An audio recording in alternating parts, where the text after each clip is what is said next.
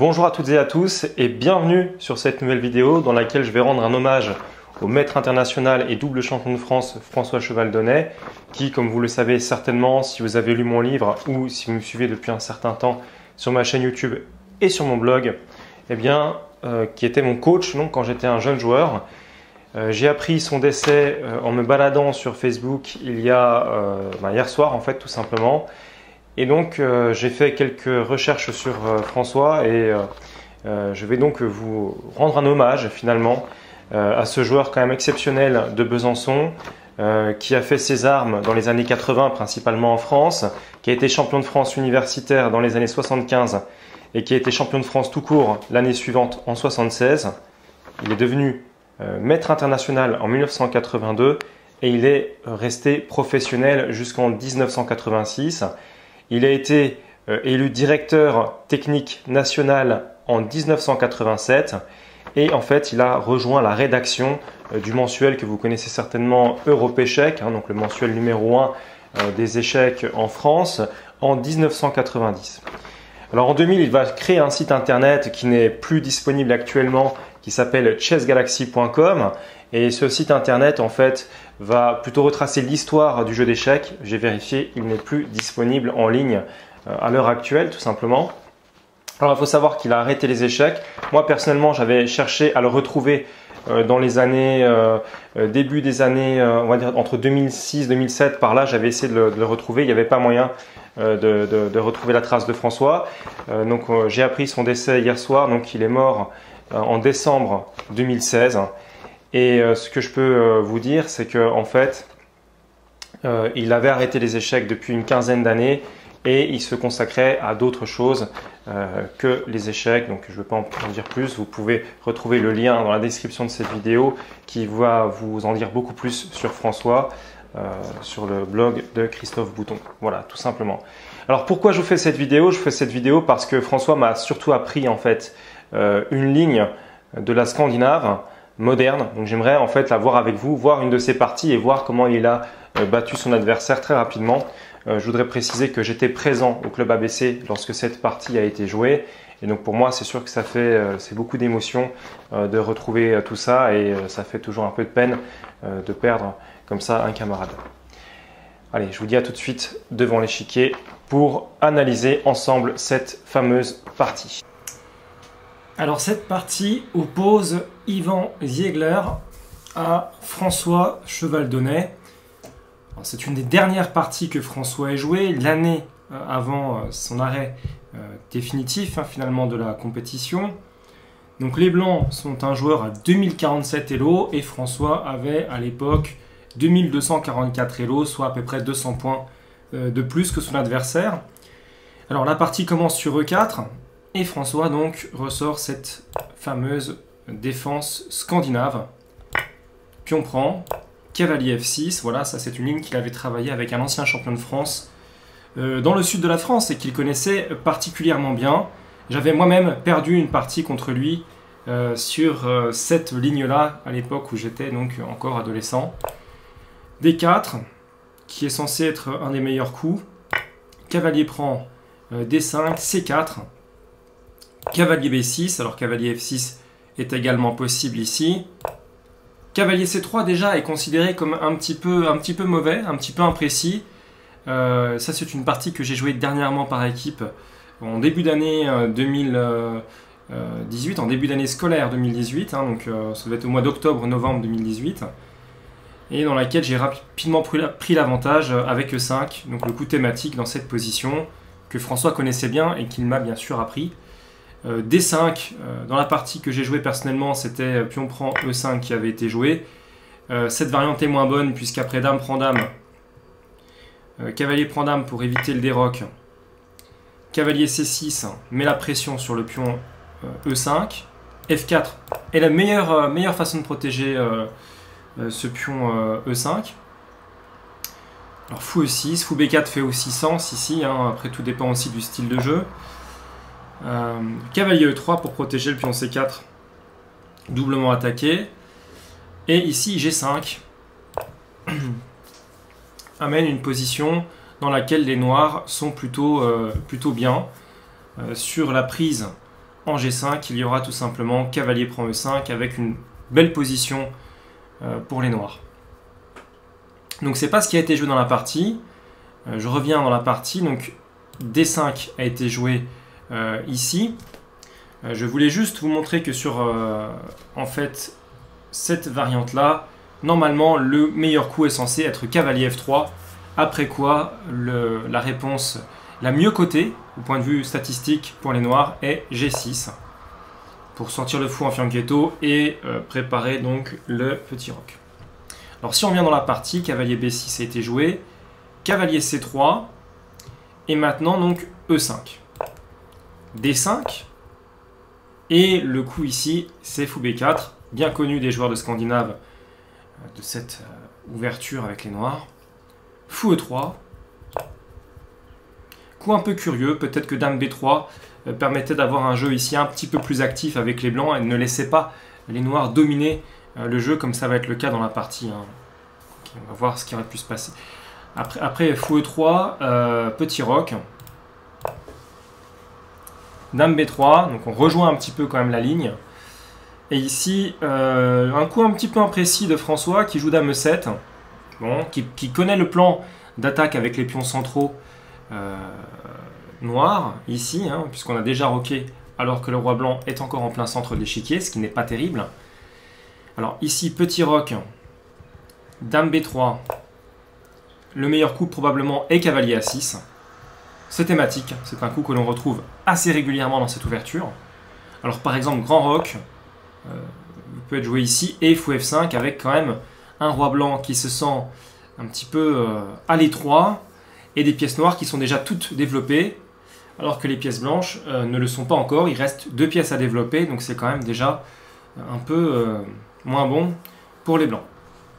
Dans la partie, après dame B3, c'est dame E7 qui va être joué, protège donc le fou en B4, et ici cavalier F3, développe une pièce pour les blancs.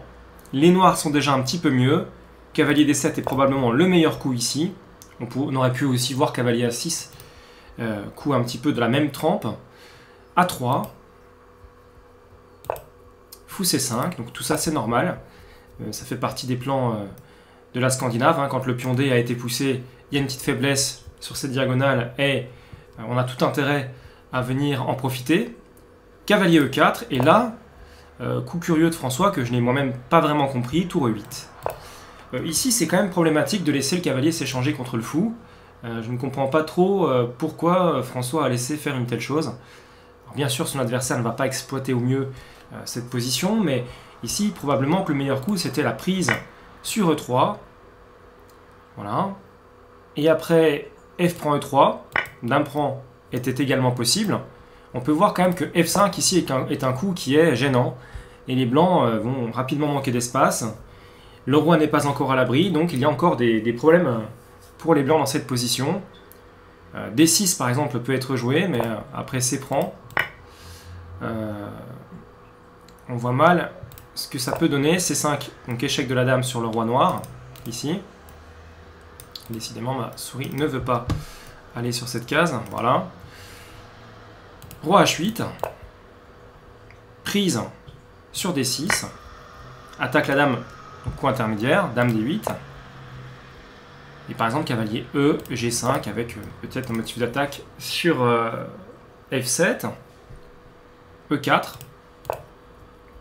dans l'idée que sur cavalier F7, tour prend F7 pour éviter le mat à l'étouffer, dame prend F7, et on peut récupérer par exemple sur F3 avec une pièce de plus.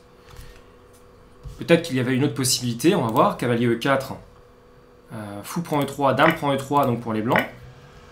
F5 quand même, donc thématique, hein, cette attaque avec les pions centraux qui avancent. Cavalier C3, les blancs manquent déjà un petit peu d'espace, F4, dame E2, A5, donc fixe un petit peu les blancs sur l'aile dame. On a l'avantage au centre, en tout cas un avantage d'espace, il reste encore des petits problèmes à résoudre, mais dans l'ensemble on est plutôt pas trop mal. Cavalier E4, on échange les cavaliers parce que le cavalier D7 est simplement moins bon que le cavalier E4. Donc cavalier C5 par exemple. Et le fou va pouvoir sortir, se révéler dans cette position. cavalier prend C5, dame prend C5. Et les noirs ont une très belle position déjà ici. Donc les blancs sont un peu fixés, ont moins d'espace, et le fou va pouvoir jouer plus facilement. Le fou C8 va pouvoir jouer plus facilement que le fou F1. Donc voilà, sur cavalier E4, François va jouer le coup tour E8, comme je l'ai dit précédemment, et ici son adversaire va simplement jouer fou E2. Alors il était encore temps de faire fou prend E3 suivi de F5, mais François préfère d'abord fixer sur l'aile dame, un coup qui est thématique mais peut-être pas joué au bon moment, A5. Tour D1, on voit la petite pression de la poussée du pion sur D6 qui peut arriver. Ici, A4.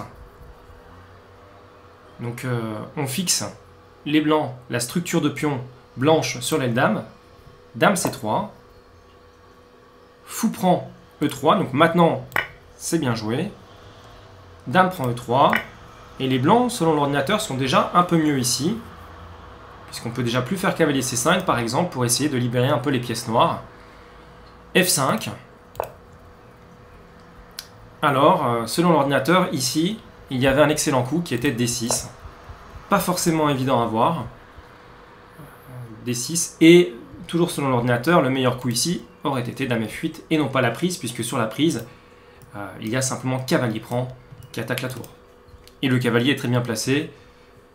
Peut-être qu'on aura juste à pousser en C5 pour avoir une case faible sur D6 et donc un avant-poste, enfin c'est une case faible mais très très bien située sur la 6e rangée. Donc ici, je rappelle qu'un avant-poste sur la 6e est souvent extrêmement fort. Steinitz, premier champion du monde d'échecs, disait d'ailleurs « Donnez-moi un cavalier sur la 6e et je gagnerai toutes mes parties ». Donc F5 est joué, son adversaire ne joue pas D6, il joue cavalier C3, donc petit souci déjà, parce que les pions et les pièces noires arrivent. F4, le roi est toujours au centre, donc toujours en danger. Dame D2, et les noirs sont clairement mieux ici. E4, les pions avancent, et ça devient extrêmement dangereux. Cavalier D4, on aimerait bien pouvoir replacer éventuellement ce cavalier sur E6, et boucher un petit peu cette colonne qui devient vraiment gênante. Alors ici, bien sûr, les blancs menacent un coup comme Dame prend F4. C'est pourquoi François va jouer immédiatement le coup un peu curieux, F3. Alors ce coup est curieux pour l'ordinateur qui ne pense pas que c'est le meilleur coup, mais humainement, évidemment, c'est un coup extrêmement intéressant. L'ordinateur aurait, lui, préféré le coup E3, avec toujours ces pions qui avancent, Dame C1 peut-être, et après cavalier E5, les noirs semblent effectivement jouir d'une très belle position. Ils attaquent déjà le pion C4, ce qui ne réduit en rien l'attaque des pions noirs au centre. Donc c'est une position excellente. Après cavalier D4, c'est donc F3 que joue François, et son adversaire va donc prendre sur F3. Une première fois, prise, je précise que la dame cloue le fou en E2, donc le cavalier en D4 prend sur F3. C'est alors que François trouve un coup excellent dans cette position. Il se décide à prendre sur C4, cavalier prend C4, attaque la dame, mais attaque aussi le pion B2, et c'est très important. Dame D4 est jouée, étant donné que le cavalier continue son rôle de protection du fou en E2. Cavalier DE5, alors là ça devient pas très clair. Le coup qui semble évident pourtant ici, c'est cavalier prend E5, et on réduit un petit peu les pièces puisque les noirs commencent à avoir de l'attaque, les blancs n'ont pas roqué, donc c'est thématique d'échanger du matériel ici. Cavalier prend, petite menace de fourchette via la case F3, et apparemment, après roi D2, les blancs tiennent. Il y a C5 quand même qui va être menaçant, et c'est pas encore tout à fait clair. On peut bien évidemment pas prendre ici, puisqu'il y aurait tout simplement tour D8, et les blancs finiraient par perdre du matériel. Alors peut-être dame E3, on peut voir fou G4, etc. Après ce sont des suites qui sont... il y a tout un tas de possibilités. Alors on va revenir sur la partie cavalier DE5. C'est pas cavalier prend E5 qu'a choisi Ivan Ziegler, il a choisi cavalier D2, qui est évidemment une grosse faute. Alors on va voir pourquoi ce coup est une énorme erreur. Et bien tout simplement parce qu'il y a cavalier prend B2 qui gagne énormément de matériel.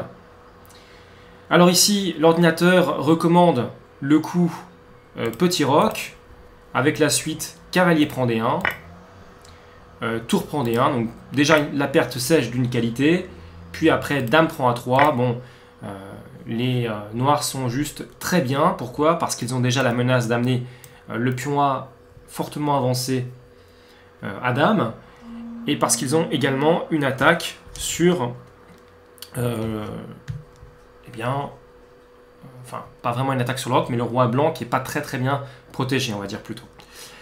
Alors par exemple, fou H5 ne donne rien, cavalier G6, et il n'y a pas d'attaque pour les blancs, en tout cas sur les rois. Les pièces sont trop mal placées, je rappelle qu'il faut en général 3 pièces pour attaquer un roc. Ici, les pièces blanches ne sont juste pas bien placées, et ne menacent rien fondamentalement dans cette position. Donc les blancs sont en déficit matériel net d'une qualité, donc 2 points de moins, plus 2 pions, donc ça fait 4 points de moins, plus une position qui est un petit peu moins bonne, puisque le roi blanc est un petit peu aux fraises, et puis les pièces blanches sont un peu mal placées sur C3, sur D2, il n'y a pas vraiment de coordination de pièces pour les blancs. Donc l'abandon vient en fait bien avant, il vient après cavalier prend B2, et pourquoi? Eh bien tout simplement parce que ici il y a une ligne qui est très intéressante. Si jamais par exemple les blancs font quelque chose comme tour B1, eh bien il y a un gain pour les noirs. Après cavalier D3 échec, donc on contrôle cette case, on met échec. La dame ne peut pas prendre puisque sinon on ferait cavalier prend, on gagnerait beaucoup trop de matériel avec les noirs. Et sur roi F1, eh bien, il y a tout simplement fou H3. Et derrière, donc une défaite après roi G1, dame G5 par exemple. Et plus aucun espoir pour les blancs de tenir dans cette position. C'est la raison très probable de l'abandon des blancs dans cette position. Donc voilà, c'est la fin de cette vidéo que j'ai faite en hommage à François Chevaldonnet, qui a été mon coach en 2003. Qui a d'ailleurs écrit 2 livres que j'ai en ma possession, qui sont d'excellents livres. L'échec et mat à portée de tous, sorti je crois en 2001, et l'art de la combinaison, sorti en 2003, qui ne sont plus vendus en neuf, mais qui sont toujours disponibles d'occasion. Vous pouvez les trouver sur différents sites. Ce sont des livres excellents qui vont vous apprendre pour l'échec et mat à portée de tous, à vous familiariser avec le jeu d'échecs. Ça part du tout débutant jusque déjà un bon niveau de compréhension.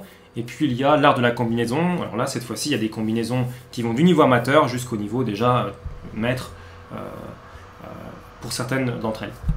Voilà, donc c'est la fin de cette vidéo. Je vous souhaite de rapides progrès aux échecs. Je vous souhaite de belles parties. Et je vous dis à plus tard pour de nouvelles vidéos.